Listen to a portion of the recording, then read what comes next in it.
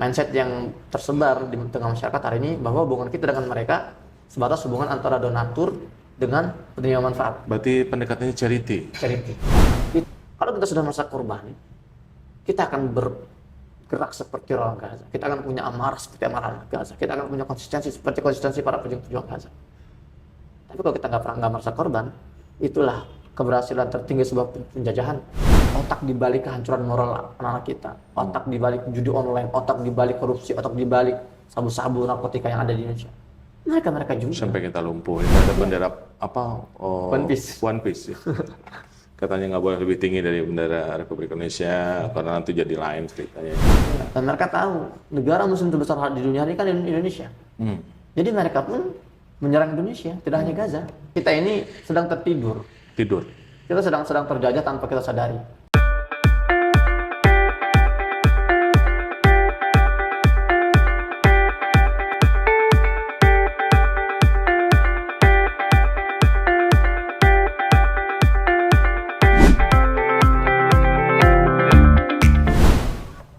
Bismillahirrahmanirrahim. Assalamualaikum warahmatullahi wabarakatuh. Sahabat Kopi Inspirasi, saya bersama dengan Ustadz Hussein Gaza, dikenalnya ya. Apa kabar Ustadz? Alhamdulillah, sehat-sehat. Ini sangat spesial ya, Kopi Inspirasi kita pada sore hari ini. Alhamdulillah Ustadz Hussein bisa gabung. Ini gimana Ustadz ceritanya sampai ada nama Gazanya di belakang nama antum? Iya. Awalnya karena saya aktif di media sosial. Oke. Waktu saya di Gaza. Sejak di Gaza ya? Iya. Oke. Saya bikin akun dulu Instagram tuh Muhammad Hussein _Gaza gitu kan. _Gaza. Kalau nama asli? Nama asli Muhammad Hussein. Non Muhammad Hussein. Ya, Gaza ini brandingnya ya? Branding. Oke. Jadi masuk ke Gaza tahun berapa dulu? Tahun 2000, berangkat 2010 sampai 2011. Tanggal 5 Januari. 5 Januari. Itu dengan rombongan mana waktu itu? Dengan rombongan dari beberapa negara, Asia, Eropa, Amerika, Afrika juga ada. Afrika. Kita rombongannya itu jalur darat dari negara-negara India, Bangladesh, Pakistan, Iran, masuk Suriah, Turki.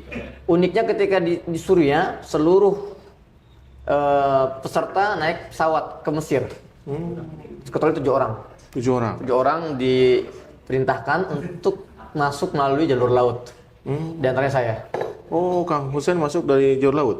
Harusnya seperti itu. Jadi kita sudah berlayar, itu nggak lama setelah Mafia Marmara. Sekitar 4 bulan, 5 bulan setelah Mafia Marmara kan itu tragedi pembantaian di laut kan. Nah, kami dari Latakia, Suriah, pelabuhan Latakia menuju Gaza. Di tengah laut, kami dikepung oleh Angkatan Laut Israel. Tegang ya? Lumayan. Hanya kami dipaksa untuk merapat ke Al-Arish, pelabuhan Al-Arish, dan dari situ kita masuk ke Gaza jalur darat. Akhirnya pakai darat ya? Iya. 7 orang? 7 orang. Tapi saat itu selamat, nggak ada? Alhamdulillah. Oke. Nah, terus misinya waktu itu berapa lama? Di Gaza memang saya nggak niat pulang sebetulnya. Dari awal niatnya tidak akan pulang? Ya, memang ayah saya juga sudah memerintahkan saya untuk udah kamu stay sana aja, jangan pikir pulang. Gitu. Dan Perintah saya juga, ayah? Iya. Kamu tinggal di Gaza? Sebagai perwakilan dari keluarga kami lah. Dan memang itu impian kami semua sejak kecil. Ya, kita sudah disampaikan betapa kemuliaan besar tinggal di sana. Meninggal pun kalaupun syahid itu dapat pahala yang Ayah begitu ajarannya? Iya. Masya Allah. Ayah, ibu, sekolah kami seperti ayah, itu. ibu. Sampai sana jadi ya dah, kami putuskan untuk tinggal sana. Oke, 2010, 2011 usia saat itu? Sekitar 23 tahun. 23 tahun. tahun. Masih bujang? Ya. Terus kemudian habis itu kuliah? Di sana kita kuliah sambil bangun Rumah Sakit Indonesia. Berarti Kang Hussein yang bikin? Iya, kami dan teman-teman WNI dulu kami rompi kami dulu Mercy. Saya dikontrak oleh Mercy untuk. Oleh Mercy. Sampai 2014 selesai pembangunan. Berapa kapasitas rumah sakit Indonesia itu di Gaza? Awalnya itu 100 bed ya? Iya, terus setelah itu kan dilipat gandakan jadi 2 lantai ke atas. Sampai ke lebih 200 bed kalau nggak salah. 200 bed ya? Dan itu sangat strategis tempatnya. Di tengah-tengah 3 kota perbatasan. Jabalia, Bethlehem, Bet Hanun, ini 3 kota besar ini. 300.000 warga itu. Jadi ini melayani 300.000 warga Gaza. Melayani 300.000. Dan sekarang rata? Sekarang nggak rata, sudah hancur sebagian, tapi masih bisa digunakan. Masih Dia bisa tidak digunakan? maksimal. Oh. Digunakan hanya sekedar ya untuk merawat harimau karena sudah tidak ada bahan bakar yang memadai dan juga banyak dokter-dokter yang sudah dibunuh. Termasuk terakhir itu Direktur RSI Rumah Sakit Indonesia itu dibunuh. Dokter Mirwan Sultan dibunuh setelah dia berhari-hari nggak pulang merawat pasien. Dia pulang ke rumah, sampai rumah lagi sama anak istrinya, boom, Di rudal. dirudal. Masya Allah. Ada berapa rumah sakit di Gaza itu? Rumah sakit Indonesia ya? Cuman satu. Hanya satu? Ada satu lagi rumah sakit lapangan tapi kecil sebenarnya. Ya, bisnis saya cuma satu itu doang gede. Oke. Karena di Gaza rumah sakit nggak banyak. Selain Indonesia ada lagi negara yang punya rumah sakit? Ada Qatar punya, Qatar. tapi itu khusus untuk rumah sakit. Kalau salah itu untuk ini kayaknya. Apa? Pokoknya itu bukan umum. Oke. Ya, ada juga rumah sakit Yaman itu belum selesai. Oke. Ada lagi rumah sakit Yordan juga ada. Yordan. Tapi insya Allah sebuah kebanggaan Indonesia punya rumah sakit sendiri sana itu. Jadi Indonesia, Yordan, Qatar ya? Iya, Itu yang punya rumah sakit di Gaza. ya. Berapa lama tinggal di Gaza? 12 tahun. 12 tahun. Istri orang Gaza. Ya. Anak sekarang berapa? Anak 2. 2 ya. Alhamdulillah. Terus ada keinginan kembali ke Gaza? Bukan soal keinginan, memang saya tinggal sedomisili saya sana. Aslinya ya. Cuma Iya. kemarin ketika mulai genocide, Kita dievakuasi sih. dievakuasi posisinya ya. Ya. Jadi setelah kondisi kondusif akan kembali ke Gaza. Insya Allah. Oke. Mohon doanya semua. Terus kira-kira apa nih tips ya untuk pemirsa Kopi Inspirasi dan juga mungkin semua masyarakat Indonesia yang saya lihat sekarang kan gerakan solidaritas Ya. mendukung Palestina kan sudah mendunia ya. Mungkin berbeda dengan sebelum-sebelumnya. Ya. Apa nih yang harus kita lakukan?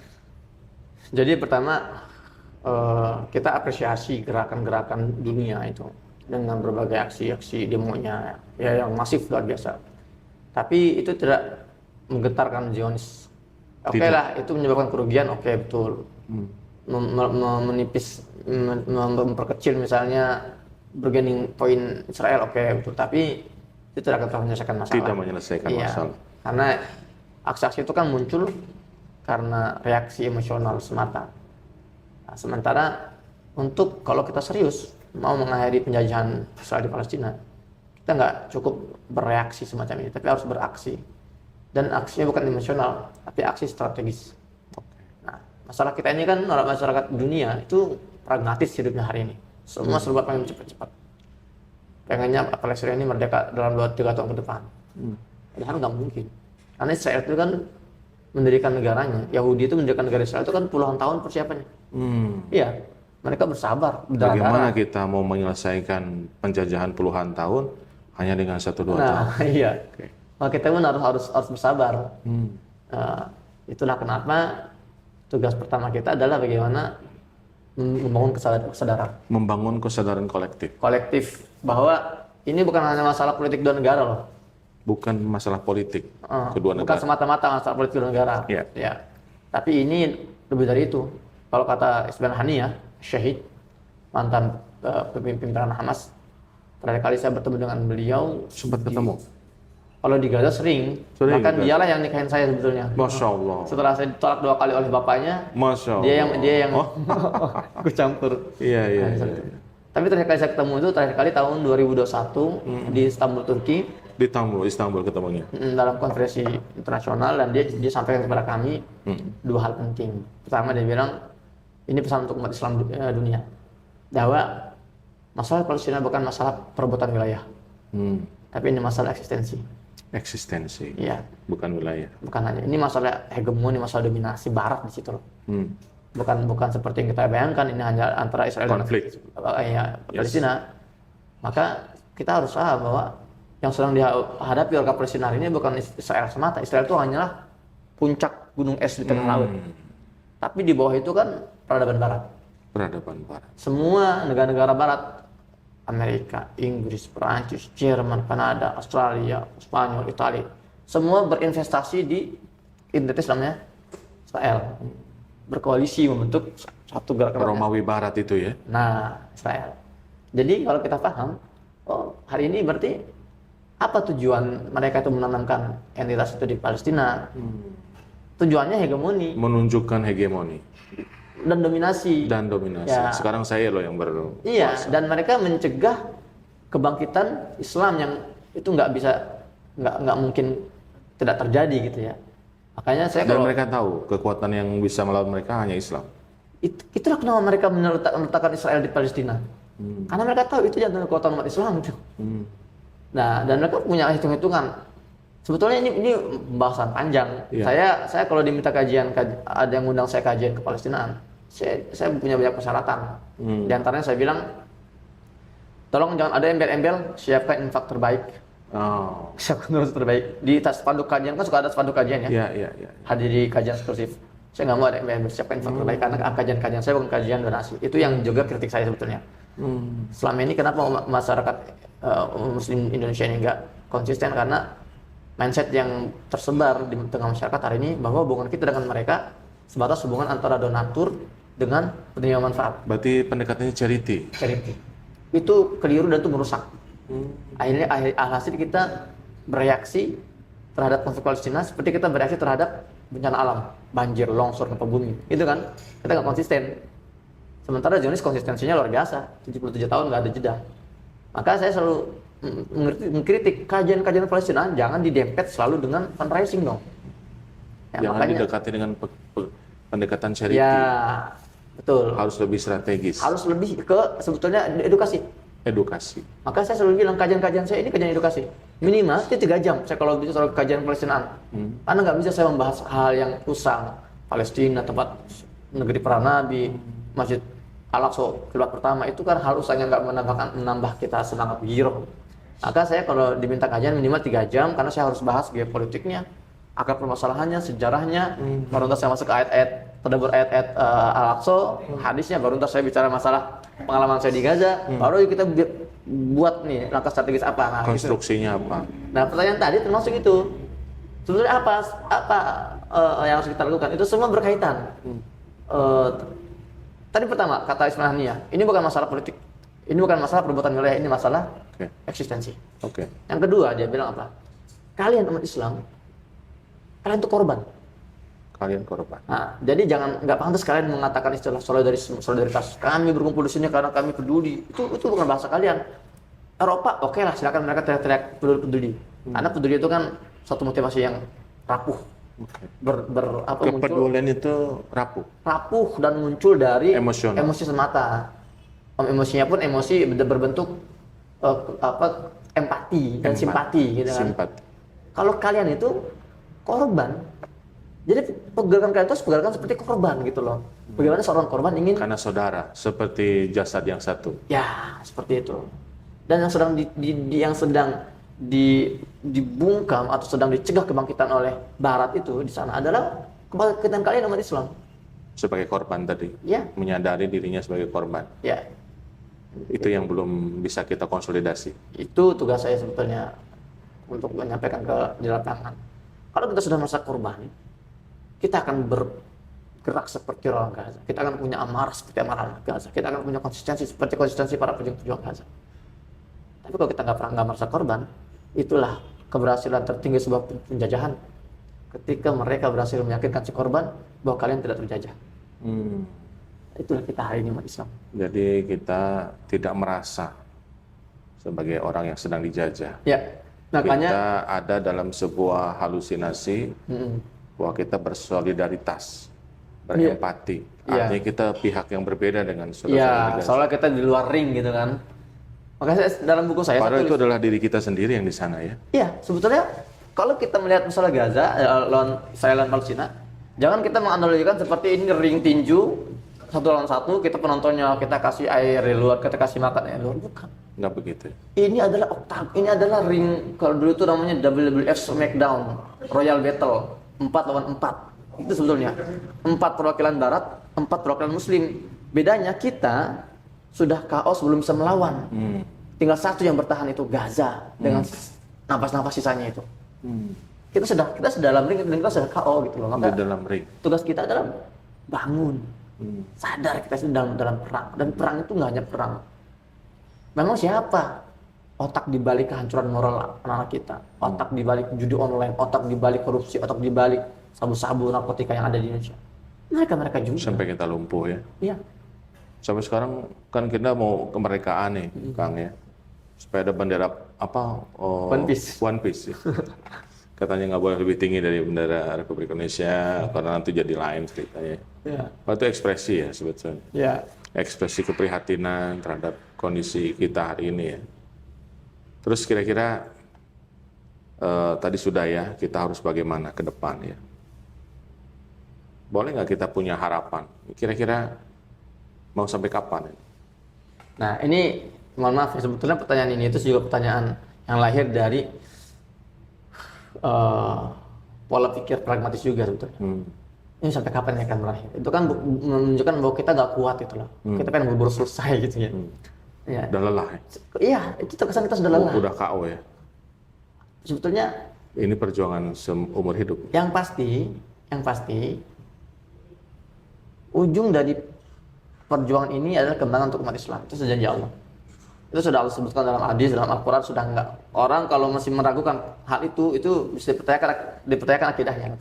Kenapa warga Gaza hari ini? Suatu hari akan menang Ya. Islam. Kenapa Gaza hari ini bertahan 20 bulan digempur oleh Israel, oleh Barat dengan berbagai teknologi militernya? Kenapa mereka tidak menyerah saja? Karena mereka tahu ujung dari perjuangan ini adalah kemenangan. Darah-darah yang bersimbah akan berubah menjadi kehidupan yang mulia. Itulah. Jadi mereka dituntun oleh wahyu. Maka mereka tidak peduli dunia mau bereaksi mau nggak bereaksi. Yang penting mereka hanya menjalankan tugas mereka sebagai orang-orang yang mempertahankan tanah wakaf umat Islam itu. Berarti kuncinya tidak hanya sekedar negara Muslim di sekitar Israel. Sangat tidak. Ini umat Islam dunia. Iya, masalah global. Masalah global. Peristiwa Isra Mi'raj dari Mekah ke Masjidil Aqsa dalam tafsirannya Dr. Ahmad Naufal disebutkan ini adalah cara Allah memperkenalkan dakwah global. Dakwah global. Dari dakwah regional di Mekah, dakwah global di Baitul Maqdis. Karena Baitul Maqdis ini kan hubnya para nabi. Nabi lahir di situ. Semua nabi-nabi kalau mau Allah selamatkan, Allah bawa ke situ. Nabi Musa, Allah suruh masuk ke Masjidil Aqsa. Nabi Ibrahim setelah dibakar, nggak pakai, Allah perintahkan ke Palestina. Nabi Lut juga ketika dikejar oleh kaum LGBT, Allah perintahkan. Itu hub para nabi itu. Itulah markas perjuangan global dunia itu loh. Maka Jadi itu ya. sebuah negara kalau mau memiliki wibawa di dunia global ya harus berjuang di situ. Anak muda pun sama. Anak muda kalau kemarahannya, kerisauannya, kegalauannya belum sampai ke masalah Palestina, makanya nggak akan pernah go internasional itu. Apalagi kalau nggak care sekarang pun ya. Mungkin mager ya. Ya, care, Free Palestine. Sebetulnya gini, ini juga menarik. Bentuk pragmatisme kita dan reaksionalnya kita. Sampai kita ini gampang silau terhadap tokoh-tokoh barat yang menandakan Free Palestine. Seolah itu sebuah pencapaian. Ada orang nih, dia Islamofobianya kuat, benci sama Islam, orangnya juga fasik, orangnya juga benar-benar rusak, pro LGBT. Gara-gara dia teriak Free Palestine di media sosialnya, lalu kita semua, hebat orang ini ya. Itu saya Jadi bilang, mentolerir perilakunya. iya, saya bilang jangan silau, karena standar manusia dikatakan manusia hari ini, standar terendahnya adalah ketika mereka menyerahkan Palestina. Itu standar terendah, itu kan pencapaian. Sekarang orang enggak, seolah diem itu standar, bicara Palestina itu adalah di luar standar. Ya, lebih tinggi. Iya, harusnya sekarang. Padahal cukup jadi manusia nggak usah Muslim ya. Iya, orang yang diam hari ini itu dia sedang di bawah standar manusia. Orang yang diam di bawah standar manusia. Iya, orang yang diam artinya dia sedang dalam kondisi di bawah standar dikatakan manusia. Karena kalau orang dikatakan manusia dia nggak bicara Palestina, maka perlu dipertanyakan kemanusiaannya gitu kan. Maka saya bilang kalau ada orang-orang yang teriak Free Palestine, jangan ditepuki, itu kan sudah kewajiban dia sebagai manusia. Gitu.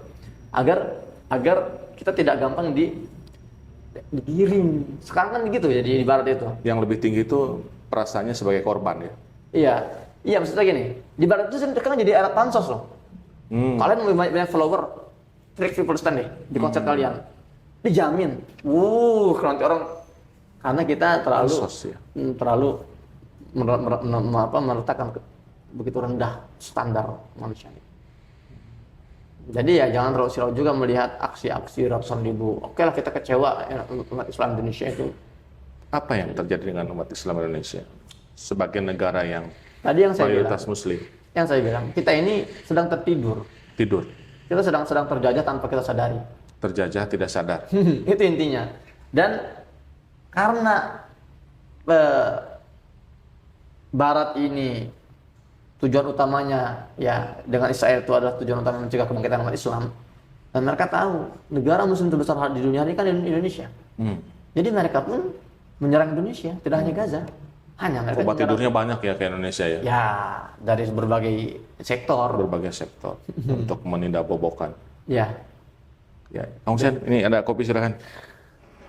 Soalnya pembahasannya berat hari ini nih. Bismillah.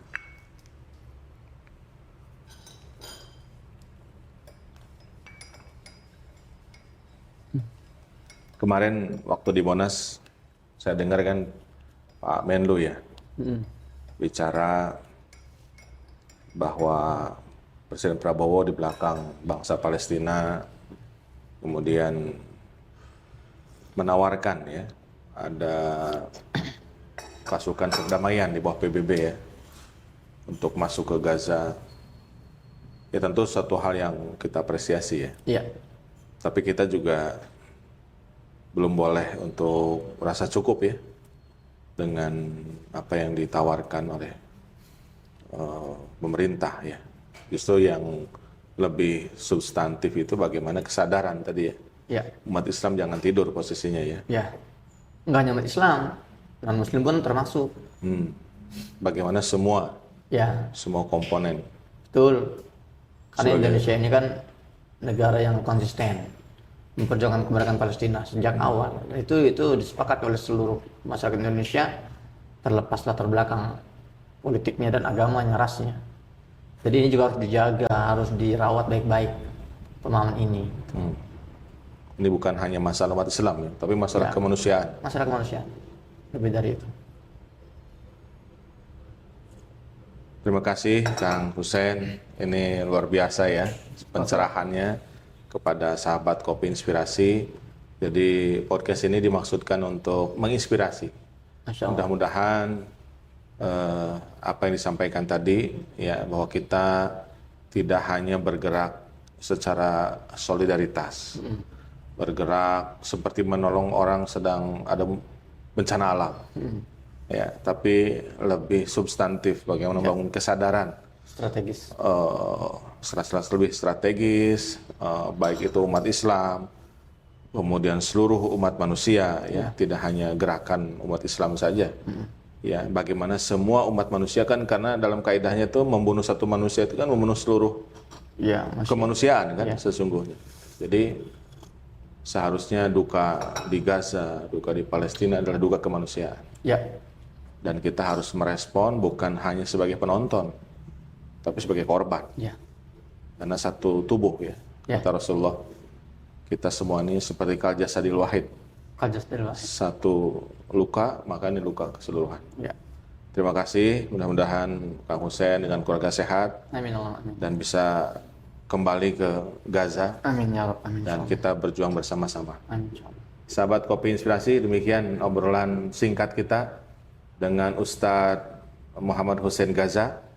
Mudah-mudahan kita bisa menjadi orang-orang yang bangun ya dari tidur, dan juga membangunkan saudara-saudara kita semuanya, seluruh umat manusia, bahwa sedang ada perbuatan melawan kemanusiaan yang dilakukan oleh Israel.